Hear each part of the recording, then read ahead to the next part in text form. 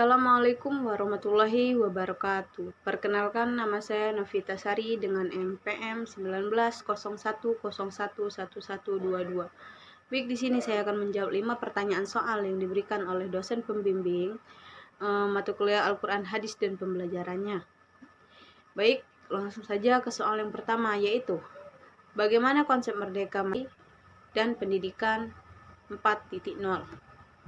Jadi, konsep merdeka belajar sangatlah berbeda dengan kurikulum yang pernah ada dan digunakan oleh pendidikan formal di Indonesia.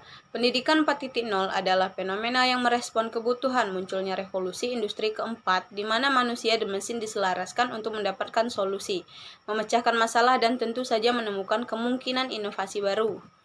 Merdeka belajar dan pendidikan 4.0 merupakan jenis pembelajaran yang dibutuhkan oleh siswa pada masa kini. Konsep pendidikan ini sangat memperhitungkan kemampuan dan keunikan kognitif individu para siswa. Berikut garis besar konsepnya, antara lain yang pertama, asesmen kompetensi minimum. Dalam bidang literasi misalnya, bila pada kurikulum sebelum-sebelumnya, siswa lebih banyak diharapkan menghafal dan menerapkan materi yang mereka baca.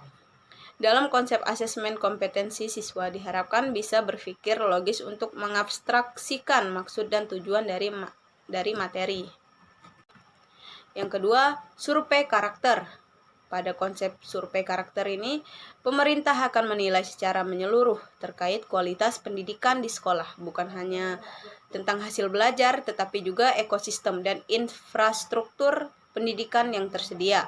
Dengan kata lain, pengembangan kualitas pendidikan bukan lagi tentang penerimaan indikator kualitas tetapi berdasarkan data hasil survei terbaru terhadap sekolah. Yang ketiga, perluasan penilaian hasil belajar. Satu hal paling menarik dalam konsep merdeka belajar ini adalah adanya perluasan penilaian hasil belajar siswa yang tadinya hanya dari nilai ujian nasional menjadi penugasan dan portofolio. Kedepannya siswa akan diberikan ruang untuk bisa mengembangkan diri mereka sesuai minat dan bakat. Dengan cara ini, stigma siswa pintar dan bodoh diharapkan bisa segera dihilangkan, sebab manusia memiliki bakat alami yang berbeda-beda dan tidak bisa ditentukan dengan tes formal. Baik, soal yang selanjutnya yaitu yang nomor 2, apakah perencanaan pembelajaran Al-Quran Hadis dan pembelajarannya yang Anda miliki dalam menyambut era pendidikan 4.0 ini? Rancangan perencanaan Al-Quran Hadis yang ingin saya sampaikan adalah meningkatkan mutu pendidikan di sekolah yang efektif, aktif dengan peserta didik. Kemampuan yang dimaksud adalah kemampuan mengajar dan menerapkan media yang tepat secara efektif dan efisien. Yang terpenting dalam kegiatan belajar mengajar adalah media pembelajaran sebagai alat untuk mencapai tujuan pembelajaran. Keberhasilan dari proses pembelajaran sendiri tergantung dari media yang digunakan guru. Dengan demikian, saya memilih media yang sesuai dengan kondisi siswa, yang disesuaikan dengan materi pembelajaran yang akan saya sampaikan di dalam kelas. Selanjutnya, soal yang nomor 3, yaitu bagaimana strategi pembelajaran Al-Quran Hadis dan pembelajarannya dalam menghadapi tantangan era pendidikan 4.0. Baik, strategi yang akan saya sampaikan yaitu strategi pembelajaran di era revolusi industri 4.0. Guru memberikan peranan penting dalam pendidikan. Yang 3 hal penting yang harus dilakukan guru yaitu menyiapkan sesuatu untuk mampu menciptakan pekerjaan yang saat ini belum ada, menyiapkan siswa untuk menyelesaikan masalah yang belum ada, dan menyiapkan anak untuk mampu menggunakan teknologi. Nah, untuk mempersiapkan siswa menghadapi era revolusi industri 4.0 bukanlah hal yang mudah. Guru memerlukan strategi pembelajaran yang mampu memfasilitasi siswa untuk berkembang. Pemilihan strategi pembelajaran mempunyai peranan penting dalam menyiapkan siswa menghadapi era revolusi industri 4.0.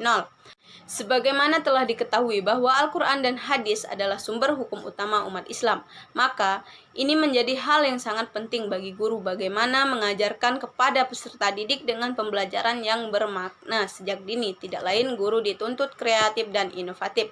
Selanjutnya saya akan menyampaikan atau menjawab pertanyaan soal nomor 4. Baik, soal nomor 4 yaitu bagaimana pengembangan media belajar Al-Quran Hadis dan pembelajarannya yang sesuai dengan era pendidikan 4.0. Pengembangan media pembelajaran Al-Quran Hadis dan pembelajarannya yang sesuai dengan era pendidikan 4.0 yaitu bisa dengan menggunakan e-learning yang mana di dalamnya memuat tempat presensi, materi yang bisa berupa soft file ataupun video, tempat diskusi, dan juga tempat pengumpulan tugas sekaligus sehingga peserta didik dapat mengulang materi yang sudah diberikan dan juga mengerjakan kapanpun sesuai waktu yang ditentukan, sehingga peserta didik dapat belajar dimanapun dan kapanpun.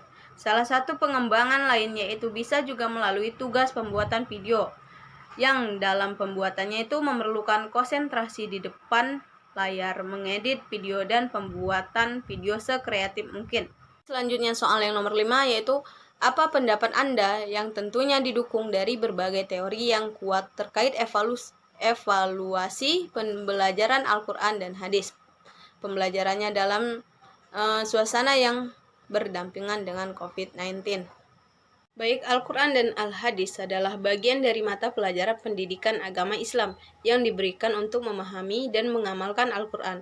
Namun, pembelajaran di era pandemi adalah sebuah tantangan baru di dunia pendidikan dengan mewabahnya COVID-19 di awal tahun 2020 telah menciptakan kebutuhan khusus dalam proses pembelajaran dan perlunya menjaga jarak dalam interaksi sosial atau social distancing, karantina dan isolasi sehingga setiap individu yang rentan tidak akan terkena virus. Upaya tersebut dilakukan salah satunya dengan tujuan agar sistem perawatan dan kesehatan tidak kewalahan akibat jumlah pasien COVID-19 yang harus dilayani. Dengan ini, pembelajaran di sekolah menerapkan sistem pembelajaran jarak jauh atau dalam jaringan daring. Bisa disebut juga dengan belajar di rumah. Baik, cukup sekian itu saja jawaban dari saya. Kurang lebihnya saya mohon maaf. Kepada Allah saya mohon ampun. Akhir kata, wassalamualaikum warahmatullahi wabarakatuh.